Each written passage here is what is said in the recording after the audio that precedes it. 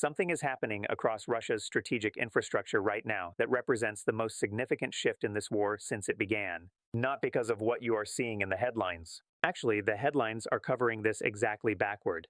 Before this video proceeds further, here are the specific anchor points that the analysis ahead will document and connect. The Tuapse oil refinery on Russia's Black Sea coast in Krasnodar Krai has been struck by Ukrainian forces 4 times in approximately 2 weeks, with attacks on April 16th, April 20th, April 28th, and most recently on May 1st, 2026, with each subsequent strike reigniting fires that Russian emergency services had claimed extinguished between attacks. Russia's average crude oil refinery capacity has dropped to 4.69 million barrels per day, the lowest level recorded since December 2009, a 16-year low produced by Ukrainian long-range strike operations. Ukraine struck Russian oil infrastructure at least 21 times in April alone, including 9 separate strikes on processing facilities in what Bloomberg News has confirmed as the highest monthly total since December. Russia was forced to reduce oil production by approximately 300,000 to 400,000 barrels per day from first quarter levels in April, the sharpest monthly drop in approximately 6 years, according to Reuters, citing oil industry sources. Russia has scaled down its May 9th Victory Day military parade in Red Square, eliminating the display of heavy weapons including tanks and intercontinental ballistic missiles for the first time in nearly 20 years.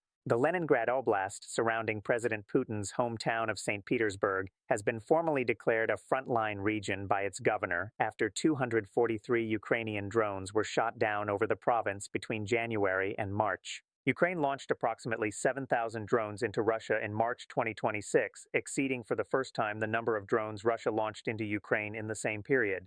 Operation Spiderweb in June 2025 destroyed or seriously damaged between 13 and 41 Russian strategic aircraft, including 2 95 Bear, 2 22 M3 Backfire, and 2 160 Blackjack bombers, plus A-50 airborne early warning aircraft and Il-78 refueling tankers. Production of the 295 and the 222M ended in 1991 and 1992 respectively with the collapse of the Soviet Union, making every loss permanent within any strategically relevant timeframe. The Druzhba pipeline deliveries to Hungary and Slovakia have been suspended.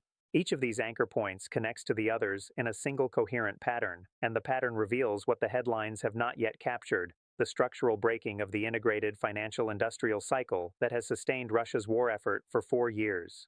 The commercial press is reporting these developments as a series of successful Ukrainian tactical operations against specific Russian targets, as impressive engineering achievements by Ukrainian drone forces, as damaging but recoverable setbacks for Russian energy infrastructure. That framing is not just incomplete. It is wrong in a way that obscures the single most consequential structural shift in the Russo-Ukrainian war since the initial Russian invasion in February 2022. Because what has actually occurred is not a series of separable tactical strikes. It is the operational breaking of the integrated oil revenue to military production cycle that has constituted the strategic foundation of Russia's war effort since the conflict began. The cycle has operated through a specific structure. Russian crude oil and refined product exports generate the foreign exchange revenue that funds the Russian state budget. The budget allocations to the Ministry of Defense fund the military production complex, including the tank factories at Uralvagonzavod in Nizhny Tagil, the missile production at the Votkinsk plant in Udmurtia, the artillery ammunition production across the network of facilities that supplies the frontline forces, and the aerospace production at the various design bureaus and assembly plants that have been operating in surge mode since the war began. The military production sustains the operational tempo of Russian forces in Ukraine, which produces the territorial gains and attritional pressure that Russian strategic planning assumes will eventually force Western disengagement from Ukraine and produce a settlement on terms favorable to Moscow. The entire theory of Russian victory rests on the durability of this cycle. The cycle has now been broken. The refinery capacity that produces the refined products generating the export revenue has been driven to a 16-year low. The oil export terminals at Tuapse, Ust-Luga, Primorsk, Novorossiysk, and the broader infrastructure have been damaged in ways that have reduced their throughput materially. The pipeline systems, including the Druzhba, have been disrupted in ways that have suspended specific routes. The cumulative effect is that the revenue stream that funds the military production has been substantially reduced at exactly the moment when the military production requirements have been increasing due to the prolonged duration of the conflict. The question that matters is not whether any individual refinery can be repaired. The question is whether the integrated cycle can be restored within the strategic time frame that matters to the war's outcome. The answer to that question reveals why Putin's theory of victory has just fundamentally broken, and why the strategic trajectory of the war has been altered structurally rather than tactically. To understand what has actually happened, you have to understand the specific structure of the Russian oil sector and why its degradation produces strategic effects that exceed the direct economic damage. The Russian oil sector operates through approximately 30 major refineries, with the largest facilities including Omsk in Siberia, Kurishi near St. Petersburg, Ryazan south of Moscow, Volgograd in southern Russia, and the Tuapse and Novorossiysk facilities on the Black Sea coast that have been the focus of intensive Ukrainian targeting.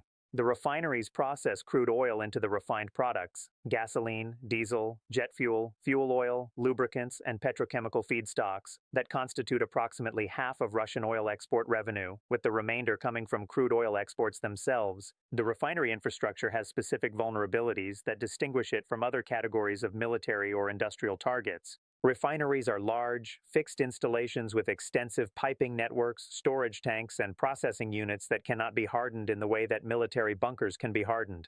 The processing equipment includes specialized components, catalytic cracking units, hydrotreating units, fluid catalytic cracking systems, vacuum distillation columns that are manufactured by a small number of specialized firms internationally, most of which are now subject to Western sanctions that prevent direct sales to Russia.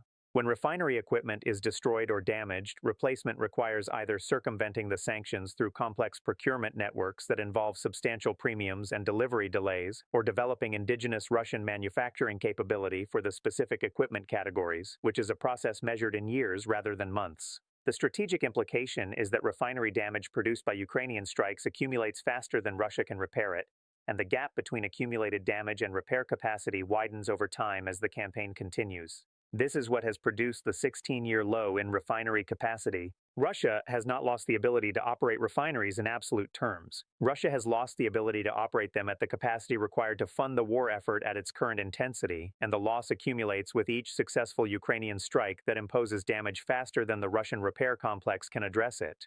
But there is a second thing almost no one is connecting properly.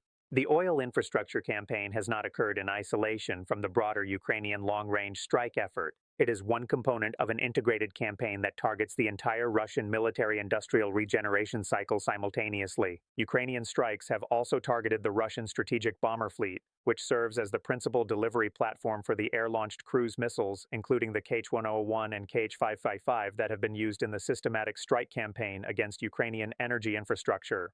Operation Spiderweb in June 2025 destroyed or damaged between 13 and 41 strategic bombers in coordinated drone strikes against the Dyaghilevo, Ivanovo, Belaya, and Olenya air bases.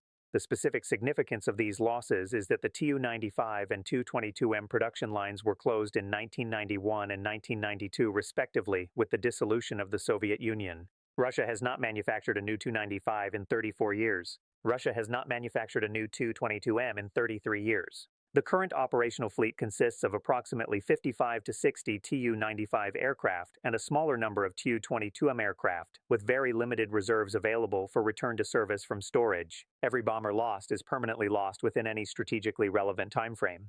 Russia's planned next-generation stealth bomber, the PAK-DA program, is in early development phase and could not enter operational service for years, even under optimistic assumptions. The cumulative effect of the bomber losses and the refinery degradation is that Russia is simultaneously losing the strike platforms required to continue degrading Ukrainian infrastructure and the financial industrial cycle required to replace its other military production. The two losses interact. Without sustained refinery revenue, Russia cannot fund the missile production required to maintain the strike campaign against Ukraine. Without the strategic bomber fleet at sufficient strength, Russia cannot deliver the missile inventory it does possess at the operational tempo its strategy requires. The combined operational consequence is the progressive degradation of Russian capacity to conduct the kind of sustained pressure campaign that the broader theory of victory has required. This reveals something fundamental about the limits of how Russian strategic planning has been calibrated against the war's timeline. The planning has assumed that Russia could sustain higher operational tempo than Ukraine could match given Western support constraints.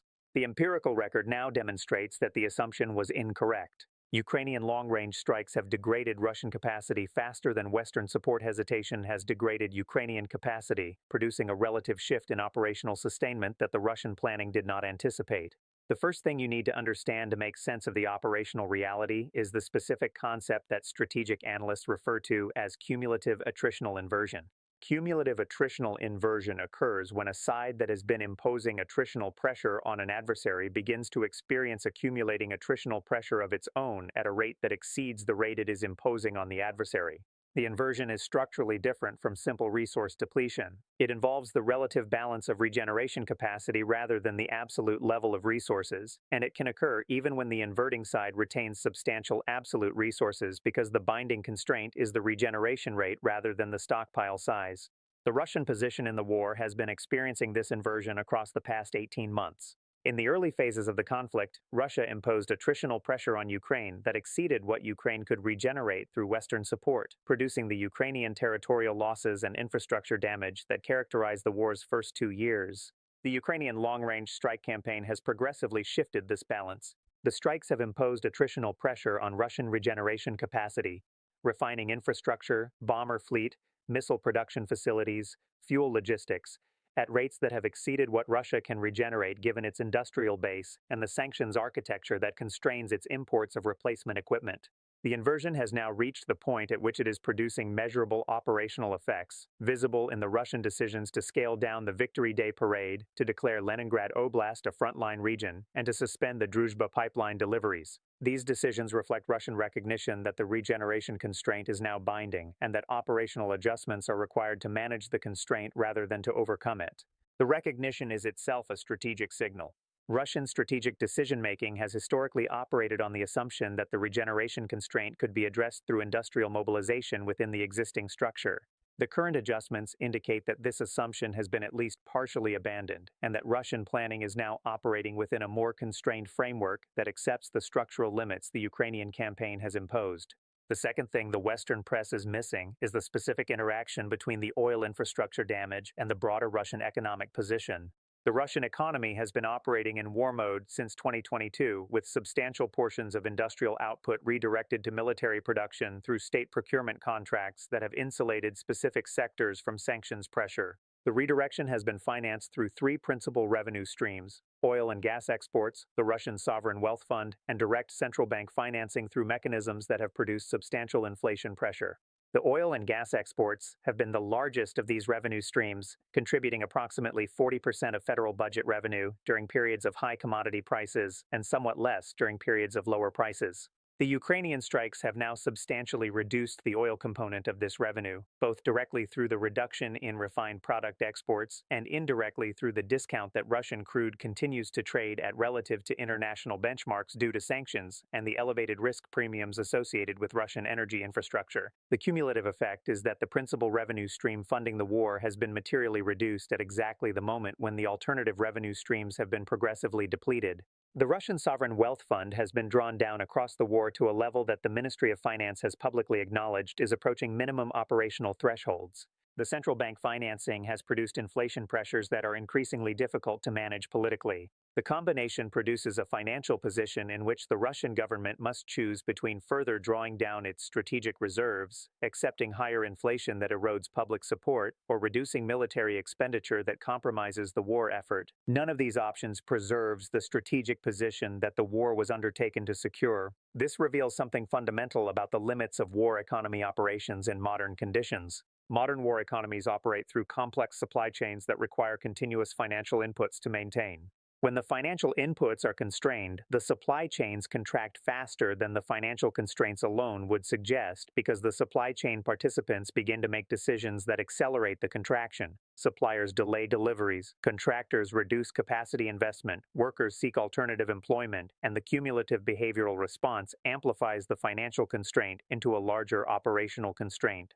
The Russian war economy is now experiencing this amplification, and the amplification will continue across the coming period unless the underlying financial constraint is relieved through a substantial increase in revenue that the current trajectory does not provide.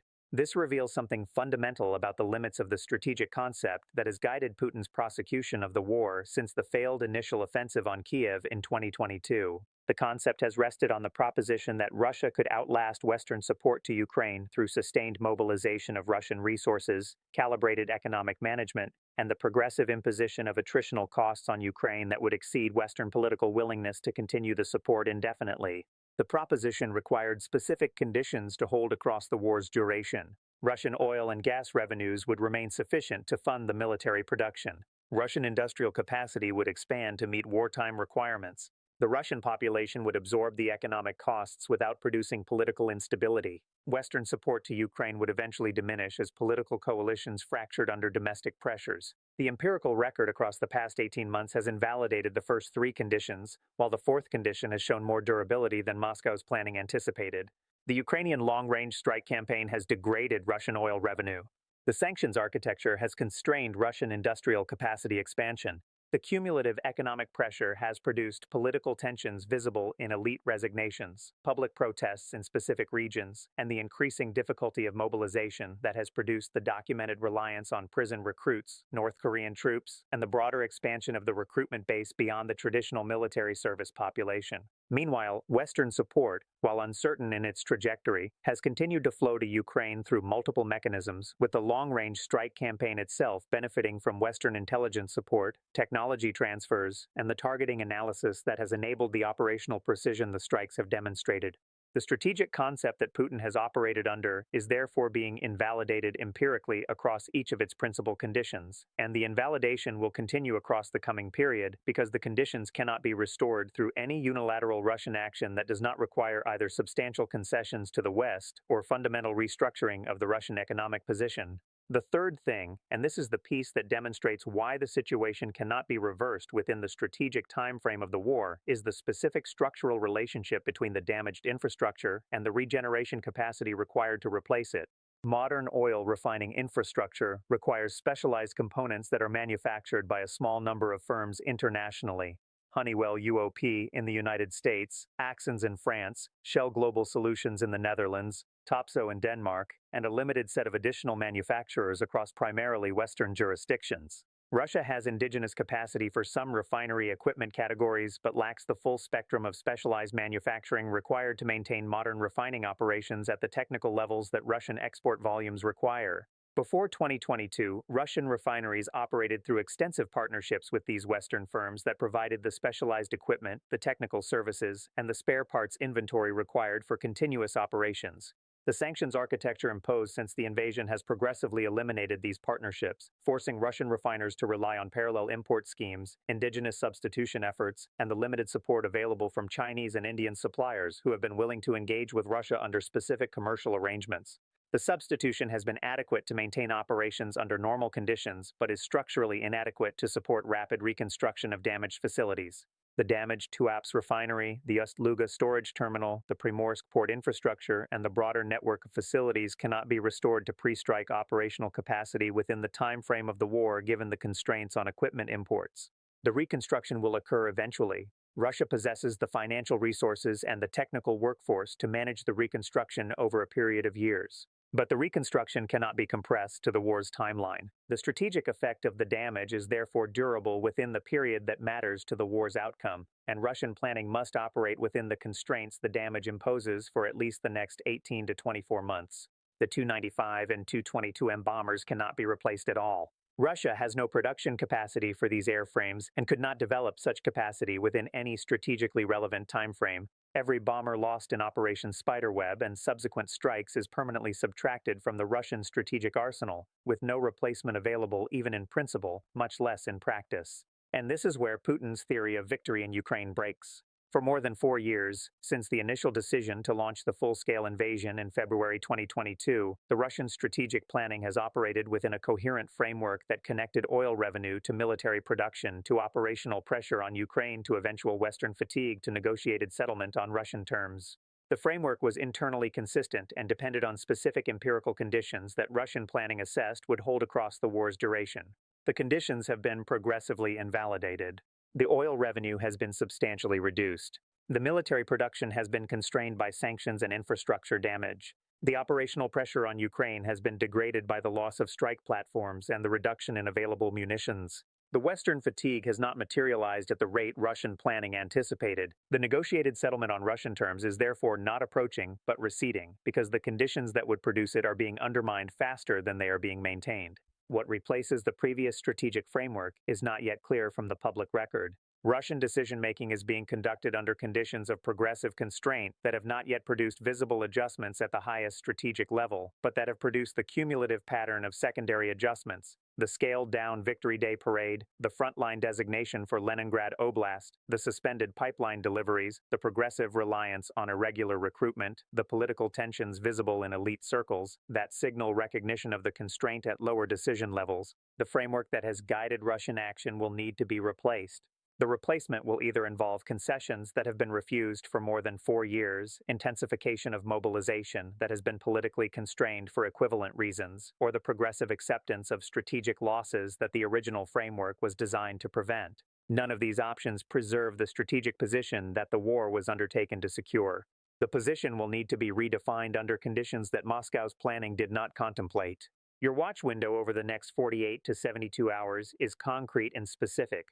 Watch for additional Ukrainian strikes against Russian oil infrastructure, particularly any further attacks on Tuapse, on the Ryazan and Saratov refineries, or on the export terminals at Ust-Luga and Primorsk, because the rate and target selection of subsequent strikes will indicate whether Ukraine is sustaining the campaign at its current intensity or escalating further. Watch for any communications from the Russian Ministry of Energy or the major oil companies including Rosneft, Lukoil, and Surgutneftegas regarding refinery operations, capacity utilization, or planned maintenance windows, because corporate communications about refinery status will provide the most reliable indicators of the actual operational impact of the strike campaign.